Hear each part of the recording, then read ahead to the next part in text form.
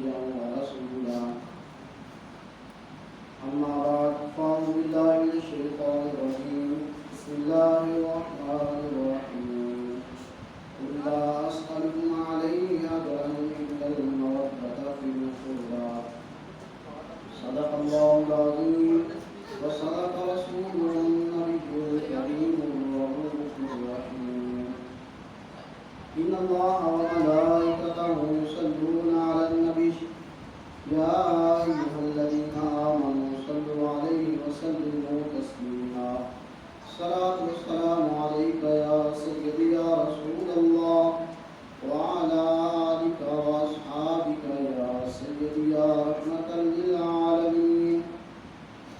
الصلاة والسلام عليك يا سيدي يا رسول الله وعلى آلك وأصحابك يا سيدي يا خاتم النبيين مولاي صل وسلم دائما أبدا على حبيبك خير الخلق كلهم هو الحبيب الذي ترجى شفاعته بكل حول من الأموال مقتحم محمد سيد الكونين والثقلين والفريقين من أردن ومن أجل فإن فضل رسول الله ليس له حد هل يعرض عنه ناطق بفمه منزه عن شريك في محاسنه فجوهر الحسن فيه غير منقسم اللہ جل جلالہ وعم والہ وعظم شانہ وعظم بہارہ کے ثنا تاجدار کائنات مخلوق موجودات ہم سارے زمان کی بے قسم سید سروران قدیمہ نور زمان احمد مصطفیٰ جناب حضرت محمد مصطفیٰ علیہ طبیعت و ثنا کی بارگاہ دربار میں درود و سلام کا نظام پیش کرنے کے بعد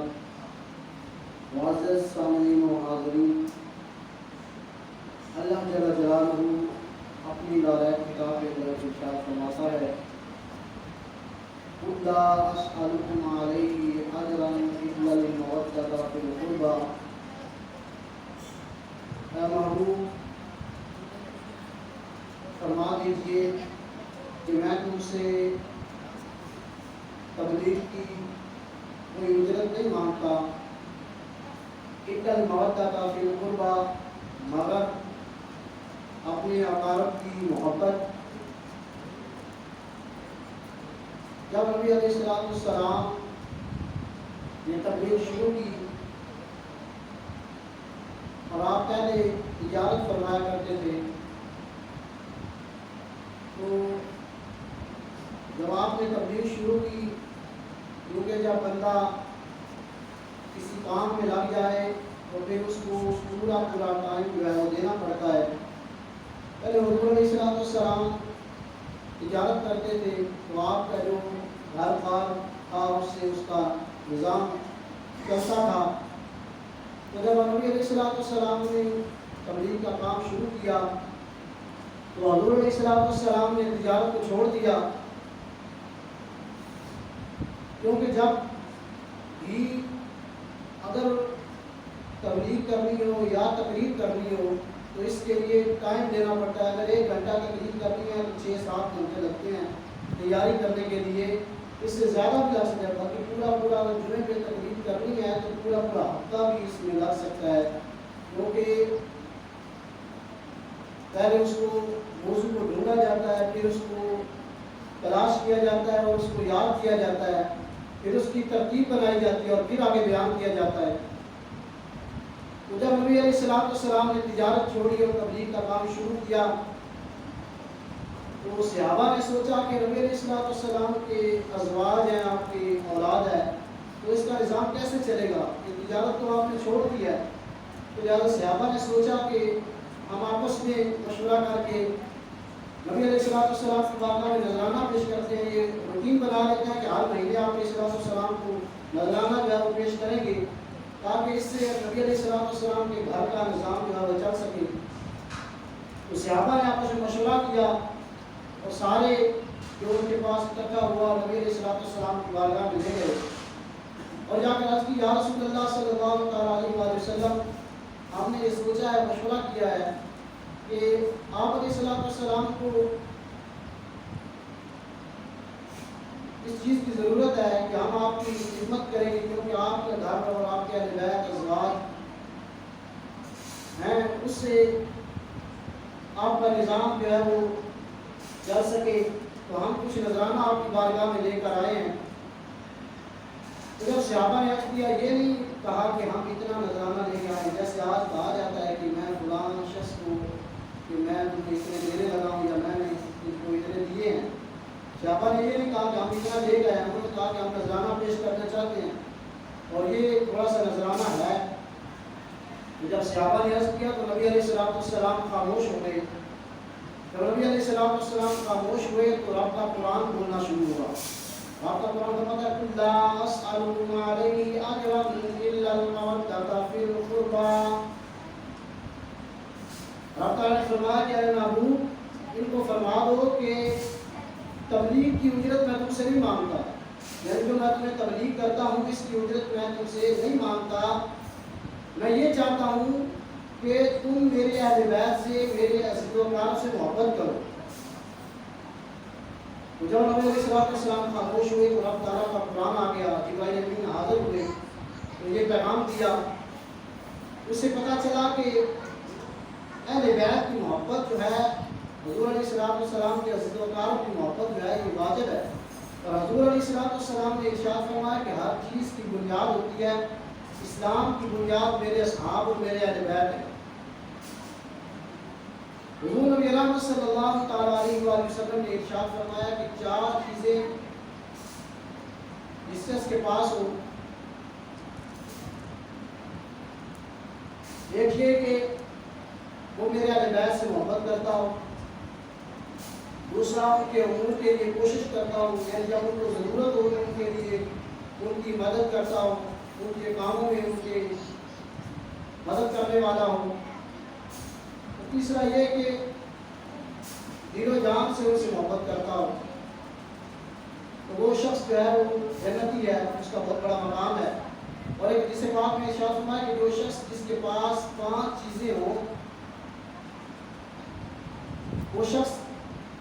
اس کو آخرت کے عمل سے، ترک عمل سے اس کو سزا نہیں دی جائے گی۔ حضور علیہ السلام نے ارشاد فرمایا کہ 5 چیزوں میں سے پہلی چیز یہ ہے کہ نیک بیوی ہو۔ نیک بیوی ہونا یہ رب تعالیٰ کی بہت بڑی نعمت ہے۔ اور دوسرا ارشاد فرمایا کہ جس کے نیک بیٹے ہو، یہ بھی رب تعالیٰ کی بہت بڑی نعمت ہے کہ نیک اولاد ہو، ماں باپ کی فرما بردار ہو، اور حضور علیہ السلام کی سنت پر عمل کرنے والی ہو، رب تعالیٰ کا خوف اس کے سینے میں ہو، حضور علیہ السلام کی محبت ہو، آپ کے اہل بیت کی محبت ہو، آپ کے صحاب کی محبت ہو، یہ رب تعالیٰ کی بہت بڑی نعمت ہے۔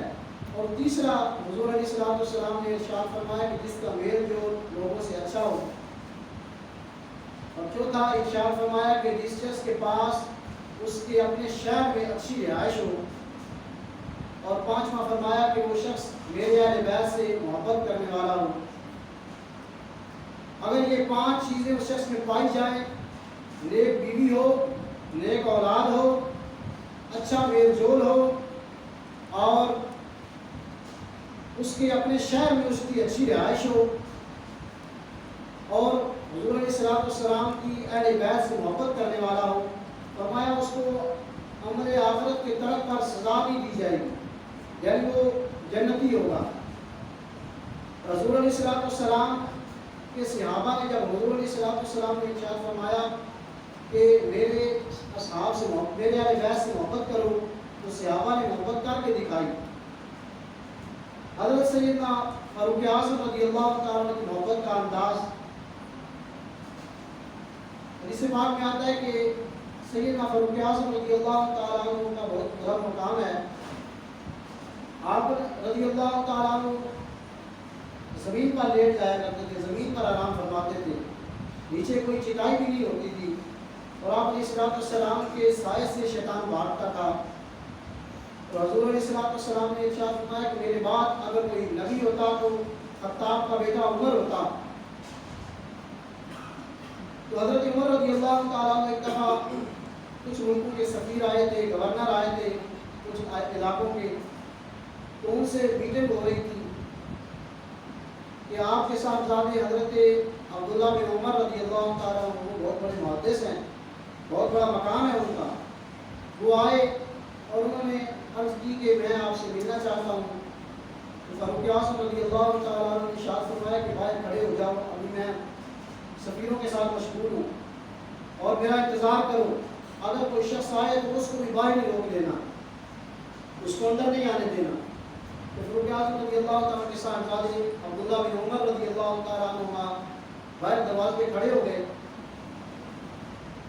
تھوڑی دیر گزری کہ حضرت امام حسن رضی اللہ تعالیٰ عنہ تشریف لائے۔ انہوں نے کہا کہ آپ کیوں کھڑے ہیں؟ کہا کہ ابا جان اندر سفیروں کے ساتھ ہماری گفتگو ہیں، کچھ امور پر گفتگو فرما رہے ہیں، تو انہوں نے مجھے باہر روک دیا ہے اور یہ بھی کہا ہے کہ کوئی آئے تو اس کو اندر نہیں آنے دینا۔ تو ساتھ یہ بھی فرمایا کہ اگر آپ جانا چاہیں، یہ جملہ سنیں، یہ دیکھیں، یہ بات دیکھیں کہ یہ نہیں کہا کہ میرے باپ نے کہا کہ جو آئے اس کو روک دینا،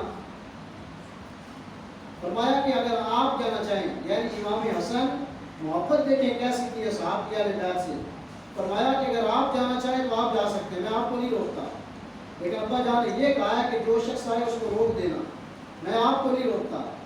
تو سیدنا امام حسن رضی اللہ تعالیٰ نے جب یہ سنا تو کہا کہ نہیں، اگر وہ باب گفتگو ہے تو زیادہ آپ کو انہوں نے باہر کھڑا کر دیا، آپ ان کے صاحبزادے ہیں، تو میں بھی نہیں چاہتا، جب زور کی نماز ہوگی تو میں ان سے ملاقات کر لوں گا۔ امام حسن رضی اللہ تعالیٰ واپس چلے گئے۔ جب مجلس برخاست ہوئی، حضرت فاروق اعظم رضی اللہ تعالیٰ باہر تشریف لائے اور اپنے بیٹے کو کہا کہ بتا بیٹے کیا کام تھا، کیوں ملنا چاہتا تھا؟ اس نے کہا میرا چھوڑے، امام حسن آئے تھے۔ تو فاروق اعظم رضی اللہ تعالیٰ نے کہا کہ تم نے ان کو کیا کہا؟ تو کہا میں نے ان کو عرض کیا کہ آپ اگر جانا چاہیں جا سکتے ہیں اندر۔ انہوں نے کہا نہیں، میں زور کی نماز کے وقت ملاقات کر لوں گا۔ تو صاحبزادے فرماتے ہیں کہ سیدنا فاروق اعظم رضی اللہ تعالیٰ کا چہرے کا رنگ تبدیل ہو گیا اور وہاں پر سب کام چھوڑ کر حضرت امام حسن رضی اللہ تعالیٰ کے دروازے پر تشریف لے گئے اور جا کر دستک دی۔ امام حسن تشریف لائے تو کہا امیر المومنین آپ، فرمایا شہزادے آپ آئے تھے، کوئی کام تھا، ملنے کے لیے آئے تو پھر ملے نہیں، واپس آ گئے۔ تو کہا ہے امیر المومنین آپ نے تکلیف کیوں کی؟ میں زور کے وقت آ جاتا، مجھے تھوڑا سا کام تھا، وہ آپ سے گفتگو ہو جاتی۔ تو فاروق اعظم رضی اللہ تعالیٰ نے اپنی دستار جو ہے وہ سر سے اتار دی اور کہا کہ اے امام حسن، یہ جو میرے سر پہ بال ہو گئے یہ آپ کے نانے کی عزت کی وجہ سے ہیں، یہ آپ کے نانے کی وجہ سے ہیں، اور یہ خطاب کا بیٹا، اس کے باپ نے اس کی ڈیوٹی لگائی تھی، 10 اونٹ ہی سے نہیں سنبھالے جاتے تھے، اور جب سے اس نے رسول اللہ کا دامن تھاما ہے پوری دنیا پہ اس کی حکومت چلتی ہے، اور کوئی شخص جو ہے عمر رضی اللہ تعالیٰ کے حکم کے بغیر پر نہیں مار سکتا۔ اور کہا کہ جب فاروق اعظم گھر ہوتے ہیں تو گھر محلے داروں کو پتہ ہوتا ہے کہ فاروق اعظم گھر ہے، کوئی بندہ اونچی سانس نہیں لے سکتا، اور جب فاروق اعظم مسجد میں ہوتے ہیں تو کوئی بندہ مسجد میں بھی فاروق اعظم رضی اللہ تعالیٰ کے چہرے کو دیکھے بغیر جو ہے وہ اپنا ذکر اذکار قرآن نہیں پڑھ سکتا، ان کو پتہ ہوتا ہے کہ فاروق اعظم مسجد میں ہیں۔ کہا کہ یہ جو میرے سر پہ بال ہیں یہ آپ کے نانے کی عزت کی وجہ سے ہیں، یہ آپ کے نانا جان کی وجہ سے ہیں، لہٰذا آپ نے تکلیف کیوں کی؟ آپ اندر آ جاتے، وہاں پر آپ کا معاملہ جو ہے وہ حل ہو جاتا۔ تو یہ تھی اصحاب کی اہل بیت سے محبت۔ اور امیر المومنین فی الحدیث سیدنا ابو ہریرہ رضی اللہ تعالیٰ عنہ، وہ حدیث میں مومنین کے امیر ہیں۔ جب کوئی شخص بیٹھا ہو، کوئی پیر بیٹھا ہو اپنے مریدوں میں، اور باہر سے کوئی شخص آ جائے تو پیر کے لیے اٹھنا، اٹھ کے دوسرے بندے کا استقبال کرنا بہت مشکل ہو جاتا ہے۔ اگر کوئی استاد بیٹھا ہو تو باہر سے کوئی اس سے بڑا آ جائے اپنے شاگردوں میں بیٹھا ہو تو اس کے لیے مشکل ہو جاتا ہے کہ اٹھ کے اس شخص کا استقبال کرے۔ تو حضرت ابو ہریرہ رضی اللہ تعالیٰ تشریف فرما تھے، اصحاب بیٹھے تھے، ان کے ساتھ گفتگو تھی۔ حضرت ابو ہریرہ رضی اللہ تعالیٰ کو حضور علیہ السلام نے اپنے سینے کا علم عطا فرمایا تھا، یعنی گٹھڑی ان کو علم کی عطا فرمائی تھی، پانڈ بھر کے حضور نے ان کو علم عطا فرمایا تھا۔ تو حضرت ابو ہریرہ رضی اللہ تعالیٰ تشریف فرما ہے، اصحاب بیٹھے ہیں، گفتگو ہو رہی ہے، اصحاب کے حضرت ابو ہریرہ رضی اللہ تعالیٰ کی چہرے کی طرف دیکھ رہے تھے کیونکہ ابو ہریرہ سامنے بیٹھے تھے۔ حضرت امام حسین رضی اللہ تعالیٰ تشریف لائے، تازی تازی بارش ہوئی تھی مدینہ شریف میں۔ جب حضرت امام حسین رضی اللہ تعالیٰ تشریف لائے نا تو راستے میں کوئی بارش ہونے کی وجہ سے کیچڑ تھا، تو حضرت امام حسین رضی اللہ تعالیٰ کا پاؤں اس کیچڑ میں پڑ گئے۔ حضرت ابو ہریرہ رضی اللہ تعالیٰ کو دیکھ رہے تھے کہ امام حسین آ رہے ہیں اور ان کا پاؤں کیچڑ میں، جب کیچڑ نے حضرت امام حسین رضی اللہ تعالیٰ کا پاؤں کو چھوا تو حضرت ابو ہریرہ رضی اللہ تعالیٰ اپنی مجلس سے اٹھے اور جا کر ان کے پاؤں میں جھکے۔ جب ان کے پاؤں میں جھکے اور اپنی دستار اتار کر ان کے پاؤں کو صاف کرنے لگے تو حضرت امام حسین رضی اللہ عنہ نے عرض کی، حضور آپ بڑے ہیں مجھ سے، آپ کی داڑھی سفید ہے، میری داڑھی کالی ہے۔ تو حضرت ابو ہریرہ رضی اللہ عنہ کے الفاظ فرمایا کہ میں آپ کی کالی داڑھی کو نہیں دیکھ رہا، میں آپ کی رگوں کے اندر جو خون ہے اس خون کو دیکھ رہا ہوں کہ آپ کی رگوں میں رسول اللہ کا خون ہے، میں اس کی وجہ سے آپ کی عزت کر رہا ہوں، میں داڑھی نہیں دیکھ رہا کہ میری داڑھی سفید ہے آپ کی داڑھی کالی ہے۔ تو یہ تھی اصحاب کی اہل بیت سے محبت۔ اصحاب نے ہم کو درس دیا کہ اہل بیت سے محبت کس طرح کی جاتی ہے۔ انہوں نے اپنی دستار مبارک اتار کر امام حسین کا پاؤں جو ہے وہ صاف کرنے لگے، اس کو کہتے ہیں محبت۔ اور حضرت امیر معاویہ رضی اللہ تعالیٰ عنہ جب امام حسن رضی اللہ تعالیٰ عنہ کبھی کبھار آپ کے پاس تشریف لے جاتے ملاقات کے لیے تو حضرت امیر معاویہ اپنی مسند سے اٹھ کر ان کے سامنے گھٹنے ٹیک کر بیٹھ جاتے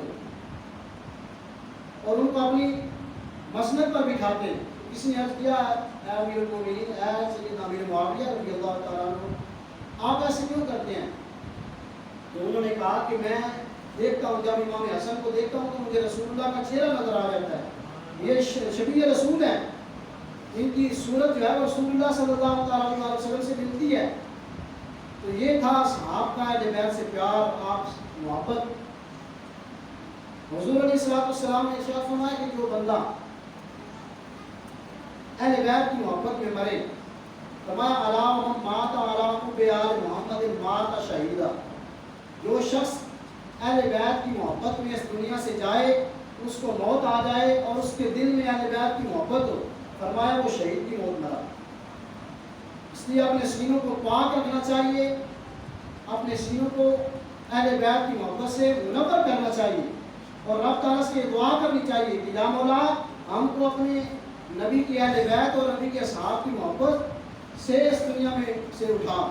اور جب اس دنیا سے ہم جائیں تو ہمارے دل میں حضور علیہ السلام کی محبت ہو، آپ کے اہل بیت کی، آپ کے صحاب کی محبت ہو۔ اور حضور علیہ السلام نے ارشاد فرمایا کہ الا من مات علی حب آل محمد مات تائبا، جو شخص اس دنیا سے گیا اور اس کے دل میں اہل بیت کی محبت ہوگی تو وہ دنیا سے جب جائے گا تو وہ توبہ کی حالت میں جائے گا، یعنی وہ توبہ کر کے جائے گا۔ اور حضور علیہ السلام نے ارشاد فرمایا، اب یہ بات غور سے سننے والی ہے، یہ بات اپنے دل کی تختی پہ لکھ کے لے جائیں اور یہ یاد رکھیں ہمارا عقیدہ جو ہے وہ سچا عقیدہ ہے۔ اور حضور علیہ السلام نے ارشاد فرمایا الا من مات علی حب آل محمد مات اہل سنت والجماعہ۔ اونچا بولنا سبحان اللہ، بول لیا کرو یار، کبھی کبھی بول لینا چاہیے، پہلے چوک کر کے بیٹھ جاؤ کہ پتھر کے پیر بھی بندے بولنے نہیں، کوئی گل چنگی آئے، گلاں تو ویسے بھی چنگیاں لیکن کوئی گل اچھی لگی ہے دل میں تو بندے بولنا چاہیے، کم از کم اپنے عقیدے سے بولنا چاہیے۔ الا من مات علی حب آل محمد مات اہل سنت والجماعہ۔ حضور علیہ السلام نے ارشاد فرمایا جو شخص اہل بیت کی محبت میں اس دنیا سے گیا، اس کی موت ہوئی تو وہ اہل سنت والجماعت کے عقیدے پر۔ اور حضور علیہ السلام نے اس کے بارے میں فرمایا کہ جو شخص اس دنیا سے گیا اور اس کے دل میں اہل بیت کا بغض ہوا، الا من مات علی بغض آل محمد مات کافرا، جو شخص اس دنیا سے گیا اور اس کے دل میں اہل بیت کا بغض ہوا، فرمایا کہ وہ کافر کی موت مرا۔ اور جو شخص اس دنیا سے گیا اور اس کے دل میں اہل بیت کا بغض ہوا تو لوگ جہنم کے جو ہے دروگے اس کو جہنم میں گھسیٹ کر دے جائیں گے۔ ہمارے جو اہل بیت کی محبت میں دنیا سے گیا تو وہ ایسے جائے گا جیسے دلہن کو لے کر جاتے ہیں، فرشتے اس کو دلہن کی طرح لے کر جو ہے وہ جنت میں جائیں گے۔ اتنا مقام ہے، فرمایا کہ عظمت آل نبی بھول نہ جانا لوگوں، عظمت آل نبی بھول نہ جانا لوگوں، علی محمد علی حب آل محمد مات شہیدہ، عظمت آل نبی بھول نہ جانا لوگوں، قل لا اسألکم علیہ اجرا الا المودۃ فی القربى، عظمت آل نبی بھول نہ جانا لوگوں، دیکھنا غیر کی باتوں میں نہ آنا لوگوں، دیکھنا غیر کی باتوں میں نہ آنا لوگوں۔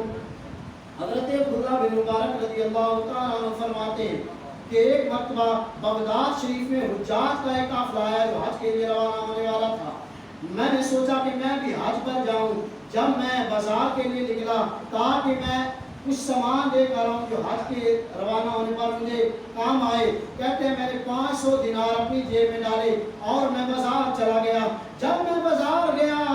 تو میں نے دیکھا کہ ایک بوڑھی عورت جو سید زادی تھی میرے سامنے آئی اور اس نے کہا کہ میں سید زادی ہوں، 4 دن ہو گیا کہ ہم بھوکے ہیں، میری بچیوں کے تن پر لباس پہننے کے لیے نہیں ہے، لہٰذا میری مدد کرو۔ حضرت عبداللہ بن مبارک رضی اللہ تعالیٰ عنہ فرماتے ہیں جب میں نے اس عورت کی بات سنی تو اس کی بات میرے دل میں اتر گئی، لہٰذا میں نے سوچا کہ میں اس کی خدمت کرتا ہوں۔ میں نے وہ 500 دینار جو تھے اس عورت کو تھمائے، اس کے دامن میں ڈال دیے۔ میں نے کہا کہ جا بھی اپنے کام کر اور اپنی ضرورت کے لیے اپنی اشیاء کو خرید لے جا، اپنی بچیوں کو کھانا کھلا جا کے۔ وہ کہتے ہیں جب میں نے اس کے دامن پہ 500 دینار ڈالے تو میں نے رب تعالیٰ کا شکر ادا کیا کہ مولا نے مجھ کو اس کی خدمت کرنے کی توفیق عطا فرمائی، اور رب تعالیٰ نے میرے دل سے حج کا جو ہے وہ شوق جو آرزو تھی اس کو نکال دیا۔ وہ کہتے ہیں جب میں نے گھر واپس آیا، کچھ دن گزرے کے لوگ واپس آئے جو حج کے لیے گئے تھے، میں نے چاہا کہ میں جاؤں اپنے دوستوں کو ان کی مبارکباد دوں اور ان کو سلام کر کے آؤں۔ کہتے ہیں جب میں ان کو سلام کرنے گیا، ان کو مبارکباد دینے کے لیے گیا، جس شخص کو میں کہتا کہ تجھے مبارک ہو، رب تعالیٰ تیرا حج قبول کرے، اور آگے سے وہ مجھے کہتا کہ رب تعالیٰ تیرا بھی حج قبول فرمائے۔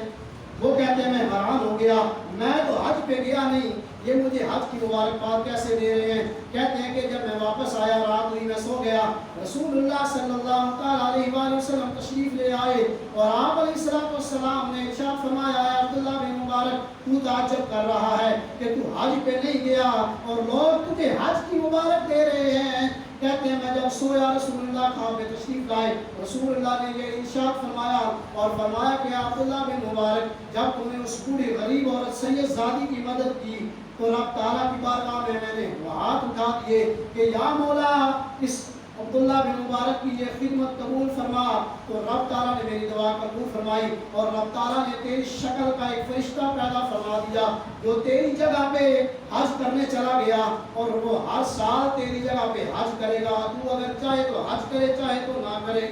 اور جو بندہ رب تعالیٰ کی رضا کے لیے کسی غریب کی مدد کرے اور پھر وہ سید زادی جس کی انہوں نے مدد کی وہ سید زادی تھی، یہ محبت ہم کو سکھائی بزرگان دین نے کہ کیسے اہل بیت سے محبت کرتے ہیں اور کیسے غریب لوگوں کی مدد کرتے ہیں۔ وہ کہتے ہیں جب رسول اللہ نے یہ خبر سنائی تو میں بہت خوش ہوا،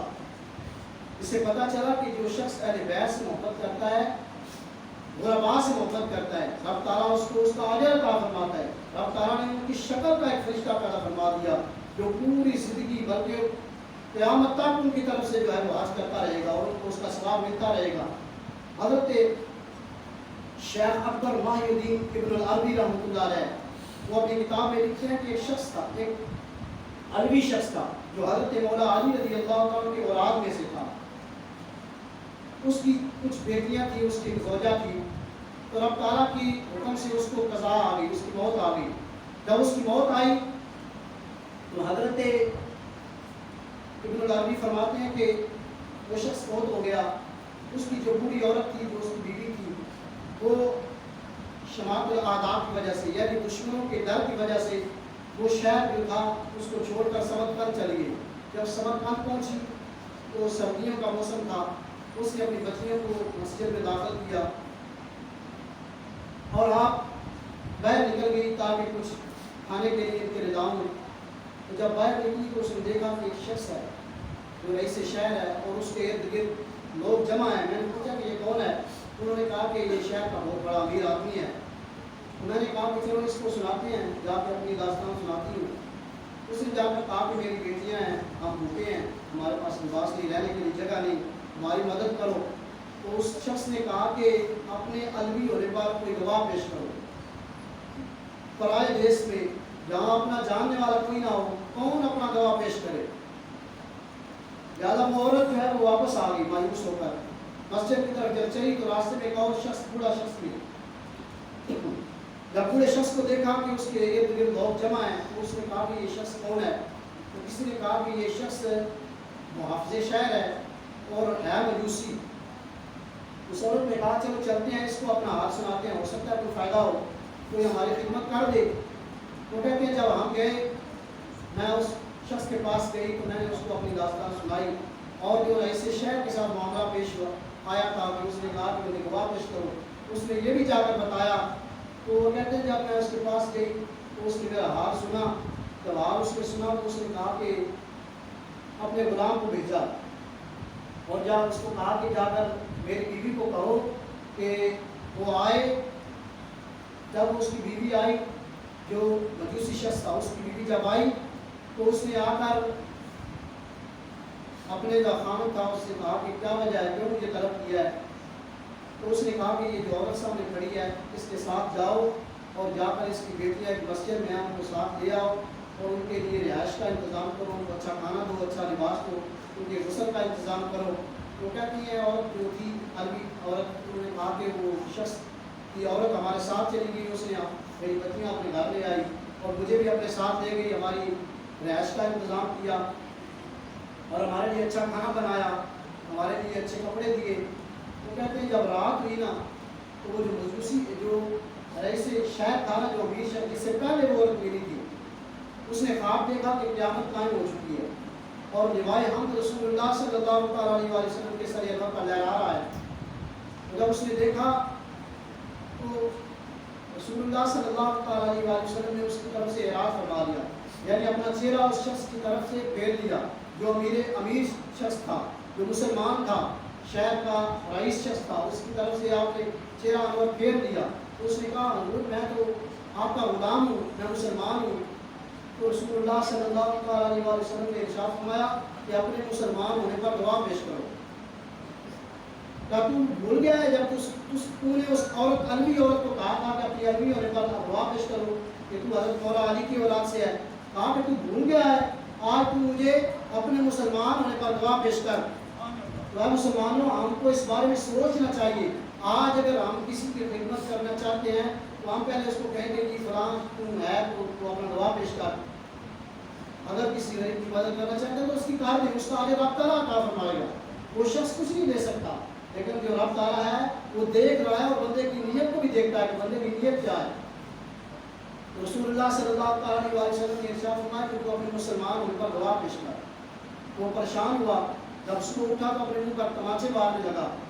اور اس نے اپنے غلاموں کو کہا کہ جاؤ دوڑو اور اس عورت کا پتہ کرو، اس کو تلاش کرو، اور خود بھی نکل گیا.